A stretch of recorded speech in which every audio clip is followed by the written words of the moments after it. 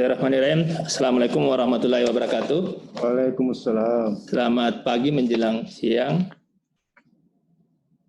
Pada kesempatan ini kita akan mengikuti kegiatan webinar yang merupakan kerjasama antara ID Kota Makassar, kemudian Ikatan Alumni Bedah Makassar dan Rumah Sakit Sandi Karsa, di mana kita tahu bahwa kegiatan webinar kami ini merupakan kegiatannya kesekian kalinya.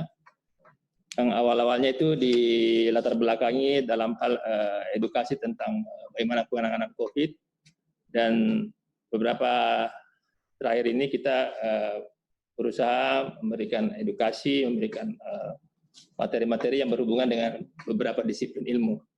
Dan kali ini kita akan mengikuti kegiatan bertemakan tentang BRES Update. Pada kesempatan ini untuk webinar BRES seri pertama kita ini, kita mengambil tema tentang biopsi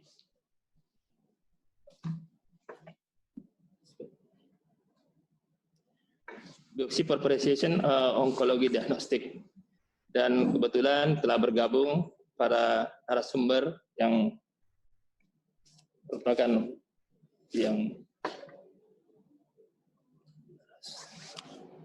sudah bergabung para narasumber. Pertama,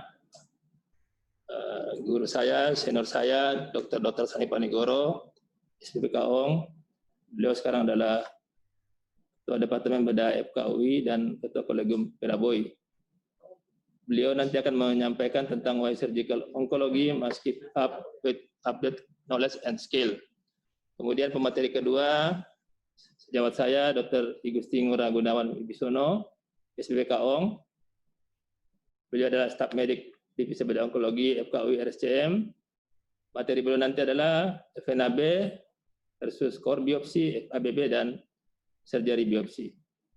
Kemudian pemateri ketiga, sejawat saya, Dr. Farida Berhani Sabari, SPBK ONG, konsultan bedah onkologi di MMC Hospital. Beliau nanti akan menyampaikan tentang the impact of ultrasound, gate core biopsy, and FABB for clinical practice. Dan yang terakhir nanti ada sharing dari sejawat kita, senior saya, Dr. Eka Susanto, SPPA. Beliau sehari-hari adalah spesialis patologi anatomi di MMC Hospital dan staf rumah sakit Cipto Mangunkusumo FKUI. Beliau akan memberikan materi tentang choice of biopsy from patologi perspektif. Ya, insyaallah ini merupakan sebuah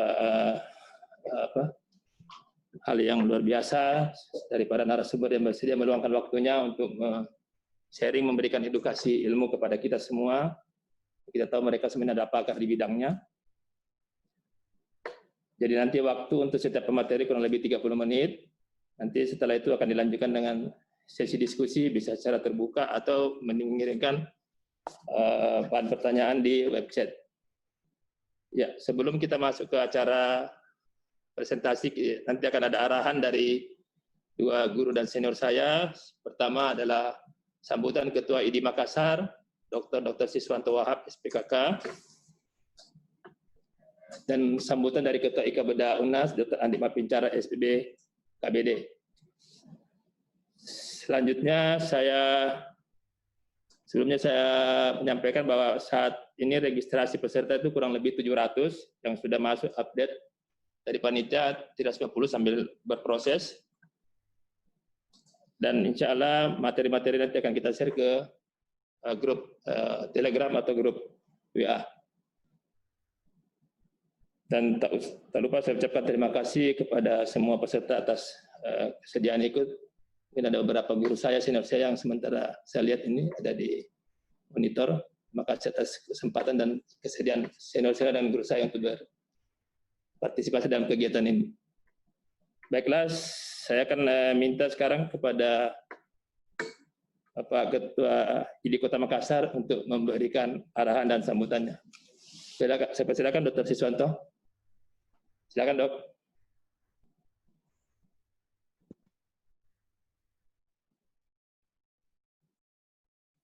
Kayaknya.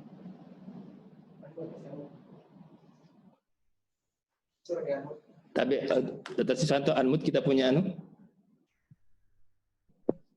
Ya. Iya. Baik. Bismillahirrahmanirrahim. Assalamualaikum warahmatullahi wabarakatuh. Selamat siang. Salam sejahtera untuk kita semua. Om Santi Om. Salam kebajikan namun budaya. Tentunya yang saya hormati dan saya banggakan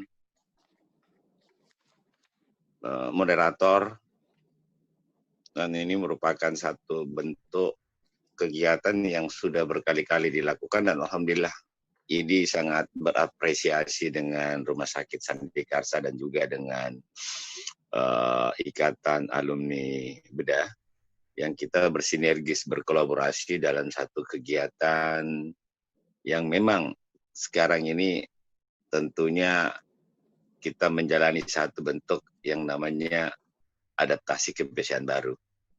Nah, COVID-19 ini sudah berjalan 4 bulan, yang tentunya sudah banyak sekali istilah-istilah yang kita lewati, mulai dari satu kehidupan new normal, sampai pada satu bentuk kegiatan yang kita lakukan hari ini, yang tentunya ini tidak mengurangi satu bentuk unsur yang lainnya, di mana kita melakukan satu kegiatan yang sifatnya join our cloud video meeting ini. Dan ini tentunya tidak kalah menariknya karena judulnya juga sangat menarik. Judulnya sangat menarik karena ini satu bentuk biopsi ketepatan dalam mendiagnosis. Nah, ini merupakan satu kebanggaan daripada kita semua, di mana Rumah Sakit Sandikarsa yang hampir setiap minggunya mengadakan satu kegiatan webinar ini. Saya sangat bersyukur dengan kehadiran daripada Rumah Sakit Sandikarsa yang sudah bersinergis berkolaborasi dengan Ikatan Dokter Indonesia Cabang Makassar. Tentunya juga saya sangat berterima kasih kepada pembicara yang hari ini sudah meluangkan waktunya. Saya hormati dan saya banggakan Bapak Dr. Sonar Panigoro, spesialis bedah onkologi, Master Epidemiologi Mars, dan juga Dr. Gusti Gunawan Wibisana, spesialis bedah onkologi, Dr. Farida Brian Sobri, spesialis bedah onkologi, dan Dr. spesialis patologi. Syukur kehadiran Allah Ta'ala tentunya melakukan satu kegiatan menjadi adaptasi juga ide maka Rumah Sakit Sandikarsa daripada ikatan ini. Yang kita lakukan ini tentunya ini merupakan satu bentuk kegiatan yang kami anggap sebagai satu terobosan inovasi yang dilakukan oleh Rumah Sakit Sandikarsa. Karena di saat situasi pandemi semacam ini, kegiatan ini tidak pernah surut, bahkan berjalan setiap minggunya. Alhamdulillah inilah satu bentuk kegiatan yang sangat bermanfaat tentunya untuk seluruh teman sejawat kita yang ada di Kota Makassar ini.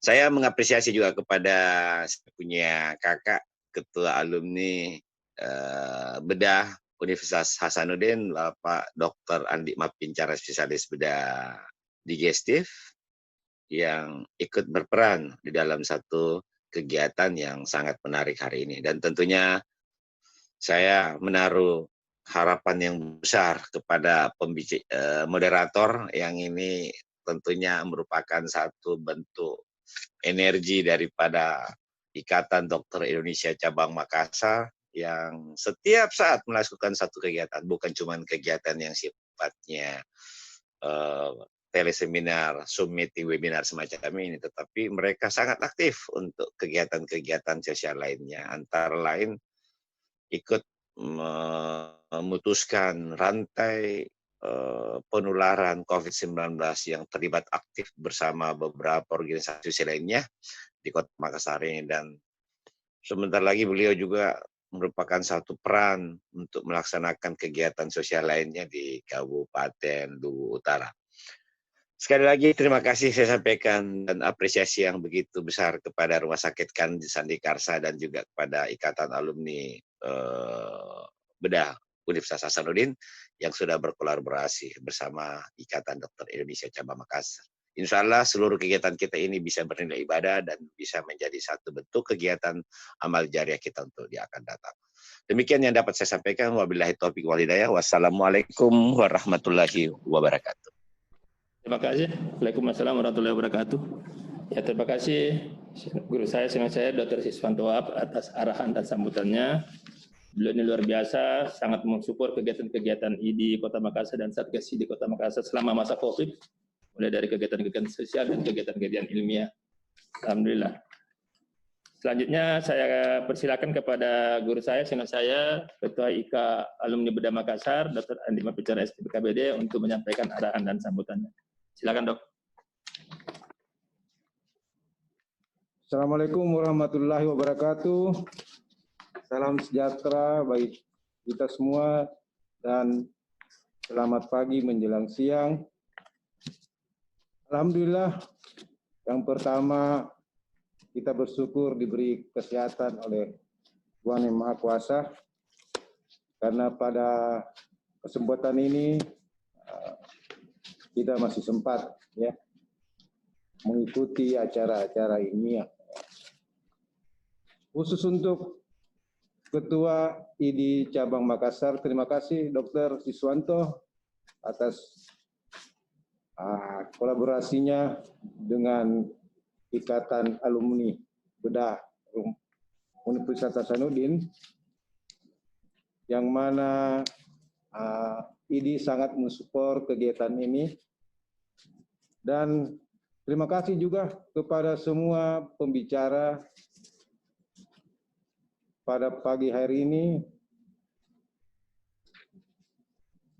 Terima kasih atas kesempatan dan waktu yang Dokter luangkan demi membagi, men-sharing ilmu, khususnya penyakit-penyakit yang berkaitan dengan breast cancer.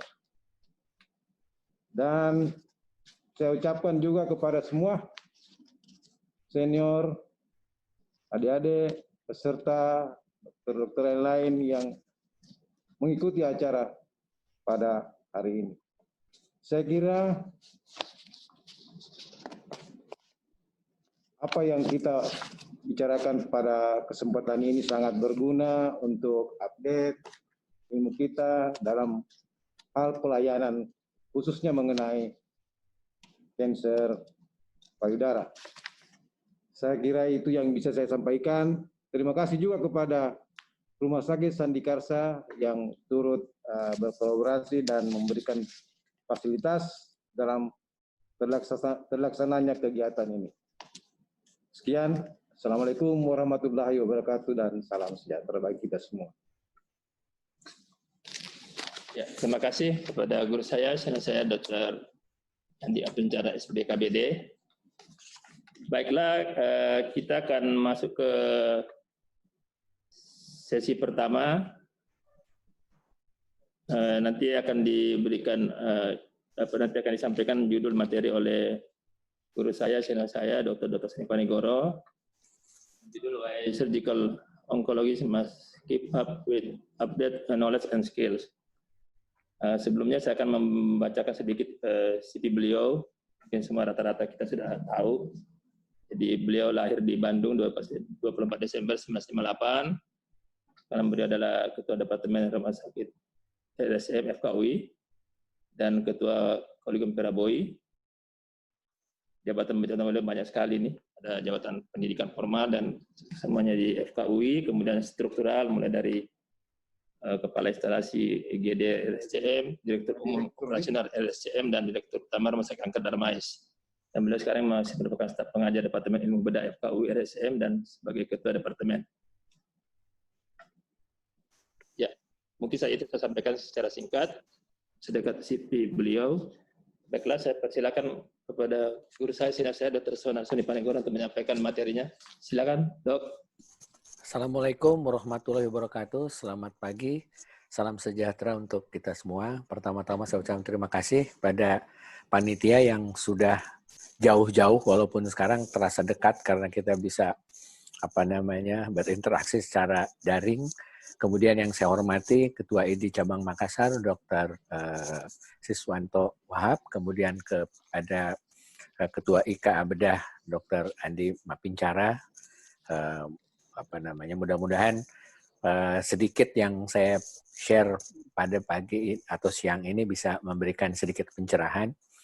Nah, saya cerita sedikit. Sebetulnya waktu saya diminta untuk memberikan judul topik ini, saya agak terkejut juga karena begitu luasnya dan sulit seperti untuk disampaikan karena waktunya juga tidak terlalu banyak, tapi saya berusaha untuk mencoba sedikit mengelaborasi sesuai dengan TOR juga. Jadi prinsipnya kalau saya baca dari judul webinar ini kan sebetulnya adanya precision biopsy pada kanker payudara.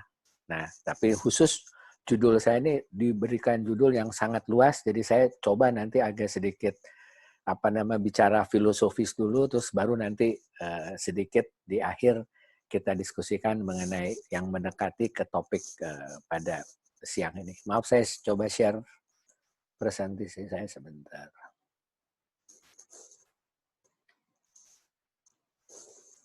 Apakah sudah bisa dilihat presentasi saya? Ya, Dok. Sudah kelihatan, Dok. Ya.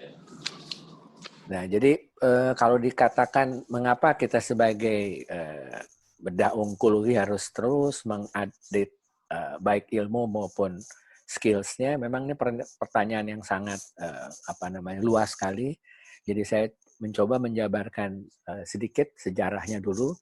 Jadi kita kira hampir beberapa ratus atau mungkin ribu tahun yang lalu, sebetulnya sejarah untuk penanganan kanker payudara ini sudah ada. Contoh misalkan kalau sejawat sekalian bisa baca di tulisan hieroglif ini, mudah-mudahan percaya apa yang saya sampaikan.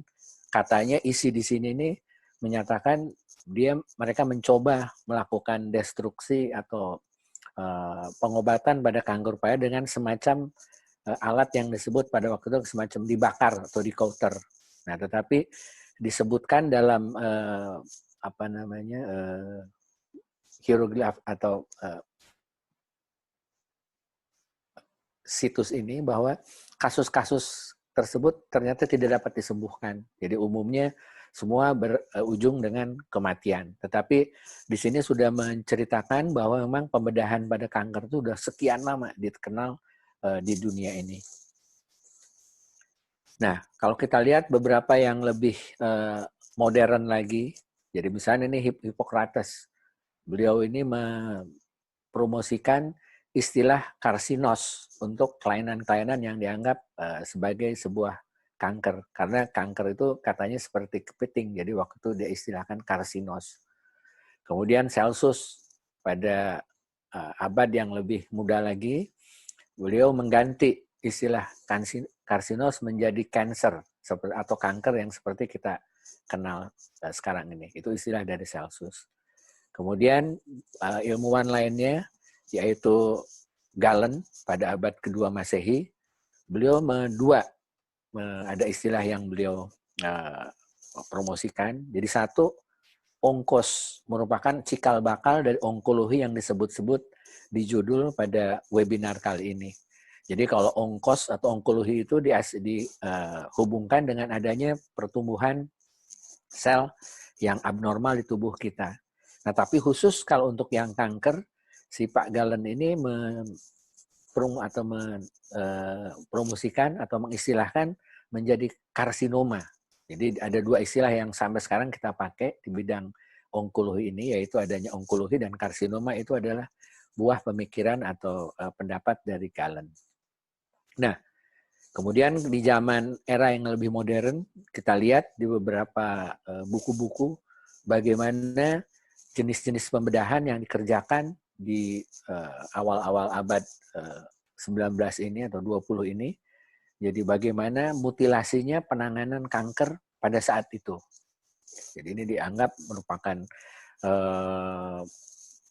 jenis-jenis operasi yang sangat heroik dan tentunya sayangnya survival atau daya tahannya masih belum mendapatkan hasil yang optimal. Walaupun dari sisi keterampilan luar biasa hebatnya pada saat itu. Nah, kalau dibuat secara skematis, sebetulnya tindakan-tindakan bedah ini seperti tadi disampaikan, itu dimulai dengan awal abad 19 ini kita lihat pembedahan-pembedahan yang memang sangat mutilasi dan makin modern, makin agak lebih berkurang atau lebih less ke ekstensifannya. Dan kalau kita lihat di abad ke-20 ini, ternyata selain tentunya ada skill bedah dari keterampilan tangan, mulai digunakan beberapa teknologi yang dikenal. Mulai dari misalkan minimal invasif, kemudian ada juga dengan alat-alat lain yang lebih memberikan presisi yang lebih baik dalam menangani kasus-kasus kanker ini. Nah, jadi kalau tadi ditanya kenapa seseorang bedah onkologi atau surgical harus mengupdate dan skill, pertanyaannya siapa itu yang disebut surgical oncologist? Nah, ini ada satu definisi dari Perhimpunan Bedah Onkologi di Amerika, bahwa definisi terkini seorang ahli bedah onkologi adalah seorang yang mengikuti atau mendalami spesialisasi yang cukup unik di bidangnya, di mana akan mengkombinasikan antara proses mastering pada teknikal dari intervensi bedahnya yang diikuti atau didasari dengan pengetahuan juga yang master di bidang tentunya karena di bidang onkologi dengan biologi tumor yang menjadi dasar dia untuk menentukan pemilihan terapi yang diterapkan. Nah, jadi ada dua hal di sini yang saya kira harus dicermati atau dipahami. Jadi ada teknik atau skill dan ada kognitif atau knowledge-nya. Jadi dua ini yang sebenarnya mendasari seorang yang disebut bedah onkologi dalam menangani pasiennya. Nah, kemudian ini baru saja artikel bulan lalu, bulan Juni di Annals of Surgical Oncology, si Pak Prof. Yatin Syah sendiri adalah seorang ahli bedah kepala leher. Nah, beliau merupakan salah satu senior atau sesepuh juga di Perhimpunan Bedah Onkologi di Amerika ini, mengatakan bahwa beberapa bedah yang sudah sebetulnya dianggap lebih established, jadi yang sering misalkan di Amerika dan di beberapa belahan dunia lain, yaitu yang disebut medical oncologist dan radiation oncologist, dianggap lebih duluan dikenal. Kenapa?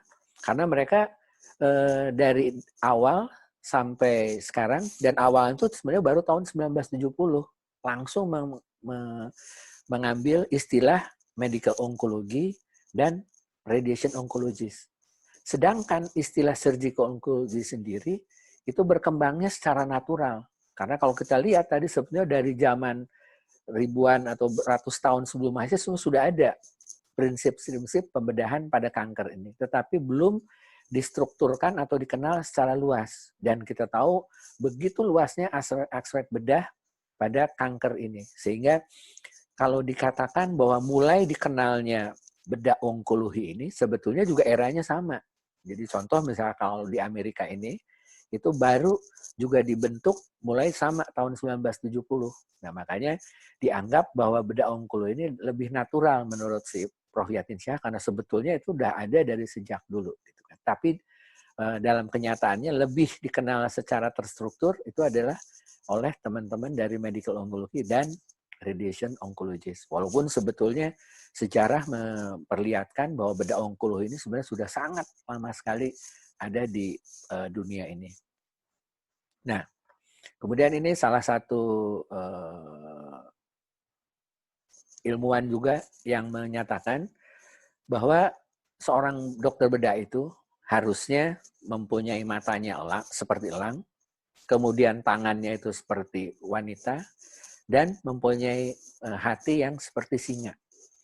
Nah, jadi sebetulnya kata-kata ini sangat filosofis sekali menurut saya gitu kan. Memang betul bahwa kita dokter bedah harus teliti, harus mata yang cermat dalam melakukan tindak operasi, tangannya tentunya harus terampil, dan juga tentunya kita harus mempunyai jiwa atau hati juga yang kuat. Karena kalau kita lihat misalnya tadi sejarahnya di era di mana tindakan-tindakan operasi yang sangat mutilatif, yang sangat heroik, tidak mungkin kita melakukan tindakan operatif kalau tidak mempunyai mata yang baik, keterampilan baik, dan tentunya juga jiwa atau hati yang kuat. Karena kan nggak mungkin akan bisa melakukan tindakan yang begitu ekstensif, saya kira. Nah, ini memang pada masa dulu. Nah, pertanyaannya, apakah ketiga poin ini tadi, mata elang, kemudian tangan yang terampil, dan hati atau spirit ini akan terus berkembang seperti ini atau tidak ada perkembangan? Ternyata memang dengan berkembangnya kemajuan teknologi dan pengetahuan tentunya akan berubah yang disebut tiga ini menurut saya. Nah, ini contoh. Jadi zaman dulu yang dikatakan dokter bedah ternama atau terkenal, yang hebat adalah dokter-dokter yang mengerjakan operasinya secara ekstensif. Makanya disebut big surgeon, big incision. Itu pada zaman dulu. Tapi sekarang dengan adanya kemajuan keilmuan dan teknologi, prinsipnya yang penting adalah outcome pasien yang terbaik. Jadi tentunya penyakitnya bisa disembuhkan, tetapi dengan intervensi yang harusnya juga lebih minimal. Itu yang paling optimal. Makanya kalau kita lihat di era saat ini, tadi tiga paham atau tiga kategori yang disebut mata kita sekarang sudah bisa diganti dengan endoskopi. Tangan kita, dulu kalau tremor pasti nggak bisa masuk bedah. Atau kalau sudah agak lanjut, kalau tremor udah susah melakukan yang sekarang enggak. Dengan robotik surgery seperti ini, tidak ada lagi tuh istilah tangan tidak terampil atau tremor. Karena itu semua bisa dieliminasi. Nah, yang masih belum bisa digantikan saya kira dengan kemajuan teknologi hanya hati atau spirit kita atau pemikiran kita. Jadi dua hal tadi, mata dan keterampilan dalam hati tangan sudah bisa tergantikan dengan teknologi. Tapi pemikiran dan spirit atau jiwa kita sepertinya belum bisa sampai saat ini. Ini yang saya ingin dicamkan oleh teman-teman sejawat, khususnya teman-teman di bedah yang ikut pada webinar kali ini. Nah, saya hanya ingin menegaskan lagi bahwa berkembangan dengan waktu ini jelas bahwa di era awal abad 19 ini adalah eranya big surgery. Kemudian era tahun 90-an eranya minimal invasif. Nah, sekarang 2000 atau abad 20 sini eranya robotik. Nah, ini yang terus akan dikembangkan makin lama makin baik saya kira. Ini apalagi nih, sekarang selain tadi dari tindakan intervensinya, juga di bidang-bidang keilmuan dan teknologi sangat berkembang. Jadi semua perkembangan keilmuan ini akan mempengaruhi tentunya perkembangan atau tadi artinya teknik-teknik bedah yang akan dikerjakan. Adanya kemajuan di bidang pembuatan alat pengobatan sistemik, misalnya kemoterapi. Adanya pengetahuan yang sangat luar biasa di masalah molekuler biologi. Ada pengembangan di bidang radioterapi, pengembangan imunologi genetik, dan lain sebagainya. Semua ini akan membuat seorang ahli bedah tentunya harus mengikuti perkembangan ini. Kalau tidak, akan tertinggal. Nanti di akhir slide saya akan sampaikan. Nah, Prof. Umberto ini sudah meninggal beberapa tahun yang lalu. Beliau seorang ahli bedah khusus, sebetulnya ahli kanker payudara dari Milan, Italia. Nah, beliau mensitir bahwa tantangan utama sebetulnya pada seorang bedah onkologi di era modern ini adalah bagaimana tadi mengintegrasikan semua pengetahuan yang ada dalam satu sistem yang akan disampaikan atau diberikan kepada pasien. Dan sekarang kan kita eranya bukan lagi dokter oriented, tapi patient oriented atau patient centered.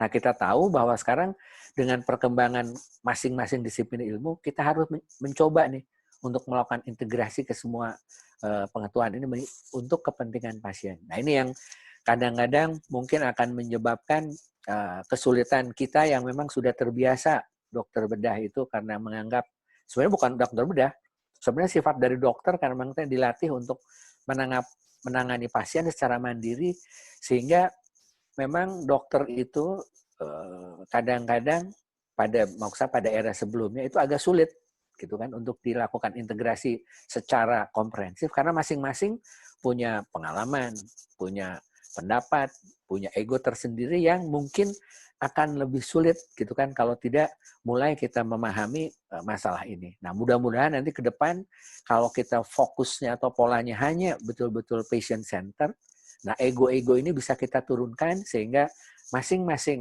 cabang keilmuan ini kita bisa terapkan untuk kepentingan keberhasilan pengobatan pasien.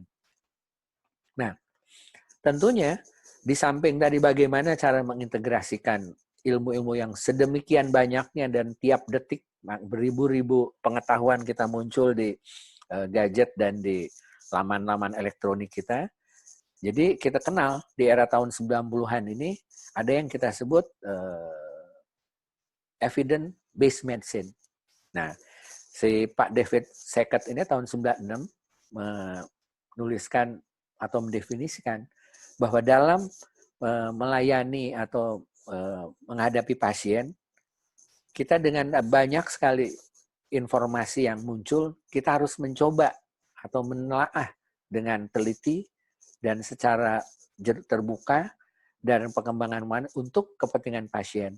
Dan tentunya si bukti atau evidence ini harus tentunya makin diupdate. Karena kalau tidak update, tentunya akan ketinggalan zaman sehingga tidak bisa dipakai untuk melakukan pengambilan keputusan dalam menangani pasien sebaik-baiknya.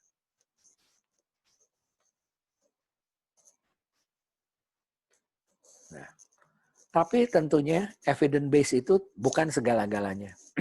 Tidak pernah evidence base ini bisa 100% benar atau tepat.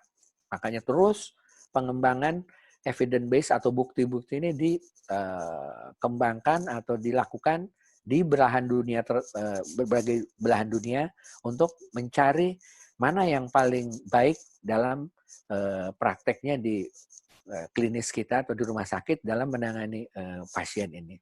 Sehingga kalau kita hubungkan sekali lagi dengan webinar kali ini, kita harus mencari yang lebih cocok atau lebih tepat atau yang lebih persis.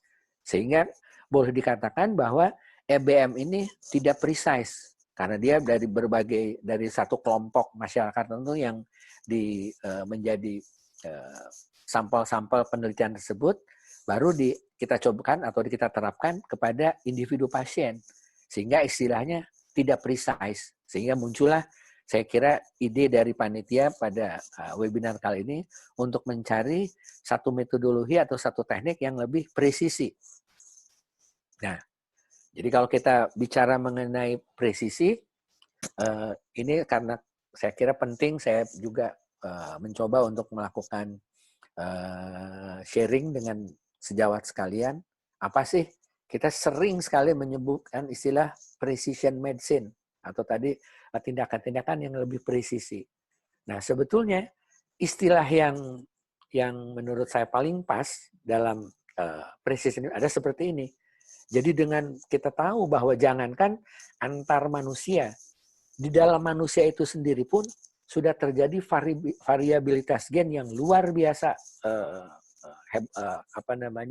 banyaknya dan rumitnya, dan ini tentunya sangat dipengaruhi oleh gaya hidup dan juga lingkungan. Sehingga dengan adanya pengembangan yang sangat nyata di dalam keilmuan kita ini, tapi tetap masalahnya kita masih belum bisa melakukan standar dalam prakteknya karena memang keilmuan precision medicine masih belum sempurna dan belum ada sesuatu yang bisa dipakai secara jelas. Hanya baru diistilahkan pokoknya atau kita pahami bahwa precision ini kita menginginkan bahwa pengobatan atau tindakan itu sangat atau kita sesuaikan dengan keadaan pasien sehingga mendapatkan outcome yang lebih baik.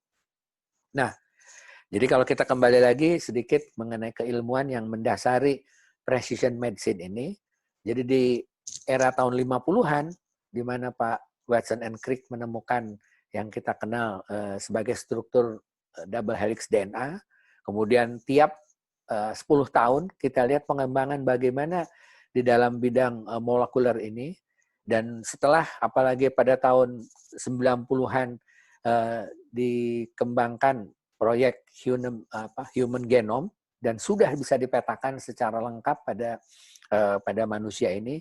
Disinilah mulai bahwa betul-betul pengobatan ini berdasarkan hasil dari perubahan atau mutasi pada gen tertentu sehingga kita bisa memberikan pengobatan yang lebih terarah yang disebut atau dikenal sekarang targeted. Dan ini sebetulnya juga menjadi lahan dari terutama industri farmasi untuk mengembangkan target-target terapi yang walaupun luar biasa berkembang dan luar biasa mahalnya, tapi tetap ternyata dalam pengembangannya belum bisa presisi juga, belum menjadi precision medicine, tapi baru kita kategorikan maksimal hanya personalized. Jadi artinya kita lihat berdasarkan individu, tapi belum presisi atau belum precise, tapi sudah mengarah ke arah sana. Nah, jadi ini kalau lebih jelas lagi, jadi kita lihat bahwa setiap aspek-aspek di sini, baik itu untuk kanker itu untuk faktor risikonya kah, untuk pencegahannya, untuk deteksi, untuk diagnosis, untuk pengobatan, untuk pengelolaan secara umum, tentunya hal-hal atau kemajuan di teknologi akan berkembang. Nah, saya kira yang khusus untuk webinar kali ini adalah terutama untuk masalah diagnosis. Bagaimana kita bisa mendapat diagnosis yang lebih tepat. Nah, ini kalau kita lihat bagaimana sebetulnya precision medicine nanti akan berkembang, kira-kira seperti ini kalau dibuat diagramnya. Jadi dari individu-individu yang ada, kita lakukan beberapa penelitian yang sangat ekstensif, kemudian dengan adanya juga perkembangan teknologi, kita mendapatkan sekarang yang disebut sebagai megadata atau big data yang disebut di dunia ini. Sehingga sekarang semua orang atau semua perusahaan berlomba-lomba untuk bagaimana mendapatkan big data ini, dan sampai ini juga menjadi lahan bukan hanya bisnis, tapi juga lahan politis dan juga lahan untuk kriminal. Karena tentunya ini menghasilkan uang yang sangat banyak. Misalkan tadi pagi atau semalam mungkin kalau ada yang lihat, bahwa sekarang beberapa data kita yang suka belanja online, itu sudah mulai diperjualbelikan gitu. Karena dari situ alamat, ada nama, ada nomor handphone, ada nomor email, itu bisa diperjualkan secara komersial. Kenapa? Karena itu luar biasa data itu bisa diperjualkan. Nah, bayangkan kalau sekarang informasi ini bukan hanya soal nomor telepon atau alamat email, tapi data-data bukan hanya klinis lagi, tapi data molekuler di tubuh manusia itu. Jadi bayangkan, dan itu nilainya itu bisa bukan lagi hanya jutaan, tapi miliar bahkan triliun dolar. Makanya itu yang sangat sekarang orang sangat berhati-hati dan sangat menutup-nutupi untuk bagaimana informasi molekuler ini dikembangkan. Dan tentunya dengan kalau kita lihat pada kolom yang sebelah kanan ini, jadi kemajuan sekarang misalkan kita mengetahui bahwa dengan tadi adanya proyek genom manusia, kemudian dengan adanya keilmuan apa yang disebut dengan adanya mikrobiom, kemudian adanya pengaruh dari gaya hidup, kemudian ada kebiasaan, kemudian juga adanya data-data yang kalau digabungkan ini luar biasa, sehingga bisa dikembangkan untuk pola atau untuk melakukan minimal paling tidak gaya hidup dan pencegahan untuk penyakit tertentu. Contoh misalnya saya tidak usah sebut, sekarang sudah ada di laboratorium komersial yang menawarkan pemeriksaan gen untuk misalkan faktor atau proteinomik untuk protein-protein pada manusia atau bahan-bahan makanan pada individu tersebut. Jadi nanti hasilnya itu bisa bisa dilihat gitu. Di mana seseorang itu kecenderungan misalkan untuk terjadinya, misalkan dia bagaimana, apakah dia akan mudah sekali terjadi hiperkolesterolemi, atau dia mudah untuk terjadi penyakit jantung, atau penyakit kanker, dan sebagainya. Itu berdasarkan hanya dari pengambilan darah, kemudian dilihat dengan bank data yang ada, kemudian gen-gen mana yang berubah, itu bisa dipolakan kira-kira seseorang itu akan bisa berisiko untuk terjadinya penyakit atau kebiasaan tertentu. Nah, ini sedikit saja saya mengulang kembali bahwa dengan pengembangan atau pengetahuan genomik ini, tentunya kalau khusus di bidang kanker, bisa kita melakukan hasil-hasilnya untuk prediksi, artinya untuk prediksi apakah pengobatannya akan baik atau tidak, atau untuk prognosis, apakah hasilnya akan menjadi kekambuhan atau mungkin akan lebih cepat menuju kematian. Ini contoh. Jadi kalau pemeriksaan gen yang sekarang juga sudah banyak, saya kira di komersial adalah pemeriksaan BRCA1, BRCA2, di mana dikenal misalnya ini yang disebut pada era yang lalu Angelina Jolie effect, di mana dia menderita atau mengalami mutasi pada kedua gen ini, kemudian melakukan langsung untuk mencegah terjadinya kanker payudara dan kanker, Angelina Jolie melakukan mastektomi pencegahan dan juga melakukan ovarektomi pencegahan. Jadi sebelum terjadinya kanker ovarium dan kanker payudara. Dan kemudian untuk yang saya sampaikan tadi, yang dibawa di kolom bawah ini yang disebut genomic test atau tes genomik, sekarang juga di pasaran sudah ada, namanya pemeriksaan Mamaprit, ini untuk menentukan seseorang kanker payudara itu sebaiknya diberikan obat apa? Apa cukup hormon, atau cukup kemoterapi, kombinasi, atau bahkan mungkin tidak usah diberikan obat apapun. Kalau misalkan tumornya misalnya masih kecil, dia mempunyai gen-gen tertentu. Nah, ini yang klasik saya kira yang sudah dikenal oleh sejawat sekalian yang biasa kita lakukan di patologi anatomi. Saya kira nanti sejawat Dr. Eka akan menjelaskan lebih lanjut. Nah, jadi dengan adanya kemajuan tersebut, kita bisa memberikan pilihan-pilihan atau mengambil pilihan pengobatan untuk pasien sehingga lebih terarah. Nah, kita tahu bahwa saat ini kita selalu dalam memberikan pengobatan kepada pasien, walaupun pasiennya itu diagnosisnya sama, jenis patologinya sama, kemudian stadiumnya sama, tapi ternyata apa yang kita lihat bahwa hasil pengobat yang kita berikan bisa berbeda. Jadi ada yang sama sekali tidak ada manfaat, tapi juga tidak ada efek toksiknya. Tapi juga ada yang tidak ada manfaat, bahkan dia lebih toksik. Nah, idealnya sih kalau bisa kita mendapatkan yang seperti kelompok yang pasien hijau ini. Jadi tidak ada toksisitasnya dan juga sangat menguntungkan pasien. Ini idealnya. Ini yang kita arahkan tadi, minimal sudah mulai personalized. Syukur-syukur nanti betul-betul bisa menjadi precise atau precision medicine.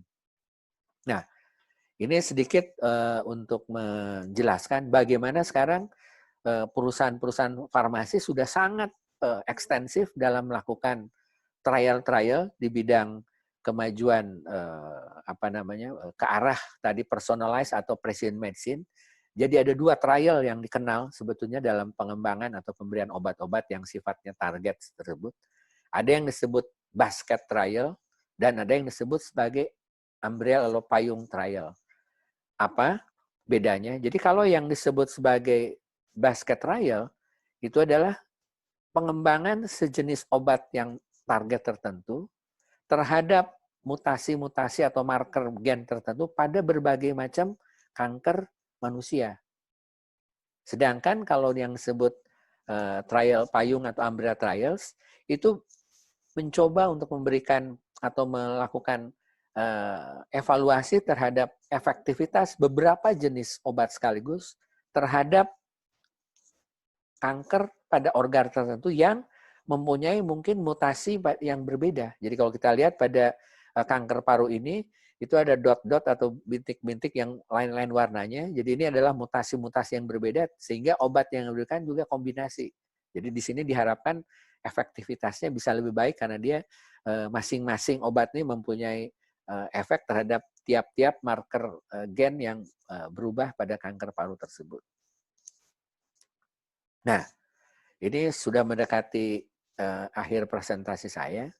Jadi kalau kita lihat, dari mulai sejak abad tahun 18, kemudian ya mungkin awal-awal 19, kita lihat bahwa artikel-artikel bedah di dalam jurnal itu dikatakan itu hampir 60% didominasi oleh artikel bedah.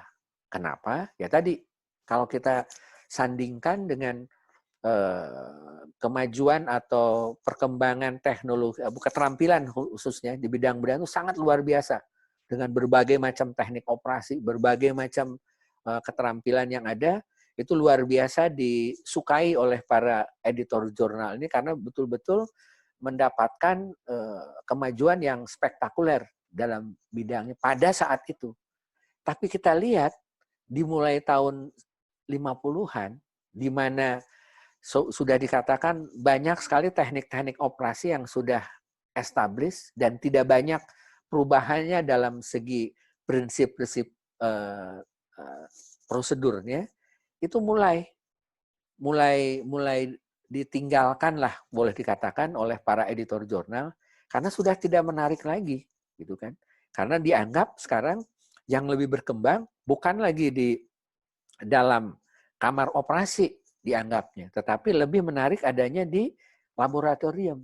Karena laboratorium begitu tadi hebat data-datanya yang juga akan menarik untuk semua pihak, sehingga jurnal-jurnal pun sekarang mulai meninggalkan artikel-artikel yang disampaikan oleh para ahli bedah gitu, karena tentunya dokter bedah masih berkutat dengan keterampilan tangannya, sehingga publikasinya kalau kita lihat di jurnal bukannya makin naik, malah makin turun. Pernah naik sebentar di awal tahun 2000 tapi mulai turun lagi. Nah, ini saya kira merupakan tantangan untuk kita semua. Kenapa? Nah, khusus untuk yang bergerak di bidang onkologi atau kanker ini. Jadi ini data yang sangat baik sekali dari tim onkologi Lancet. Dikatakan bahwa nanti pada tahun 2030, bedah-bedah pada yang kanker ini bukannya tambah sedikit, tapi tambah banyak.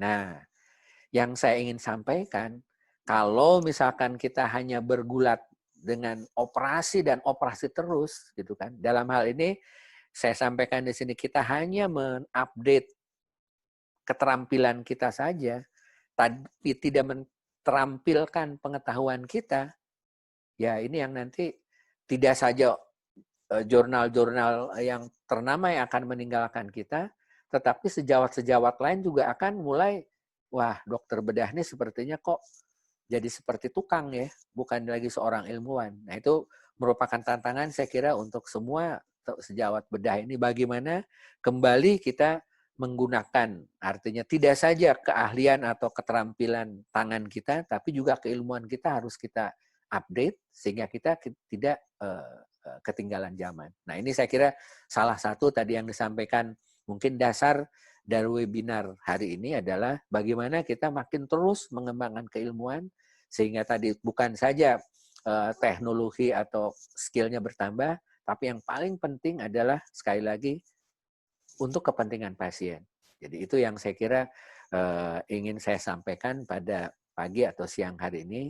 Saya lagi terima kasih kepada panitia, kepada Idi Cawang Masar dan Ketua IKA yang sudah mengundang saya. Mudah-mudahan bermanfaat untuk teman sejawat sekalian. Assalamualaikum warahmatullahi wabarakatuh. Waalaikumsalam. Terima kasih dok atas materinya sangat menarik dan informatif. Jadi yang mungkin saya dapat simpulkan sedikit bahwa memang perkembangan onkologi terus beda onkologi ini dari zaman mutilasi akhirnya mengarah ke minimal invasif dan sekarang kita mengarah ke teknik-teknik yang mengedepankan prosedur-prosedur robotik surgery. Ya kita berharap bahwa ke depan bahwa penanganan kanker terutama kanker payudara itu yang sifatnya personalized nanti akan mengarah ke precision medicine sehingga prosedur-prosedur itu memungkinkan kita bedah untuk setiap saat mengembangkan keterampilan dan pengetahuan kita akan ilmu tersebut. Ya, Dok. Silakan kalau ada pertanyaan bisa lewat web chat, nanti akan kita diskusikan ke narasumber.